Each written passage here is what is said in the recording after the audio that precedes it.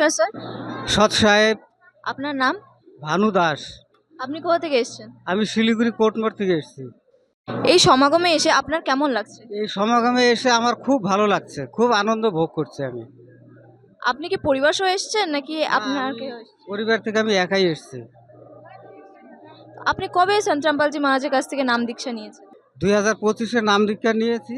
নাম দীক্ষা নেওয়ার পর আপনার কি কি লাভ হয়েছে? নাম দীক্ষা নেওয়ার পরে আমার অনেক লাভ হয়েছে। যেরকম শারীরিক সমস্যা ছিল ওগুলা কেটে গেছে।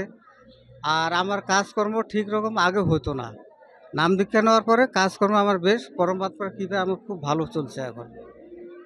আচ্ছা, এই আশ্রমে নারী, শিশু এবং বয়স্কদের জন্য কেমন ব্যবস্থা আছে? এই আশ্রমে নারী, শিশু, বয়স্কদের জন্য সব ধরনের ব্যবস্থা আছে।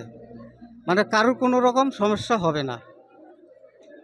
ভোজনের ব্যবস্থা কেমন? ভোজনের ব্যবস্থা অফুরান্ত, মানে অপূর্ব ভোজনের ব্যবস্থা।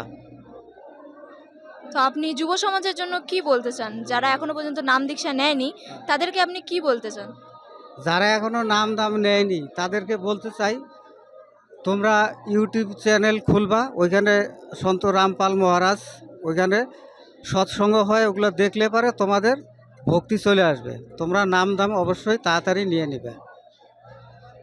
ধন্যবাদ স্যার। আচ্ছা, সৎ সাহেব।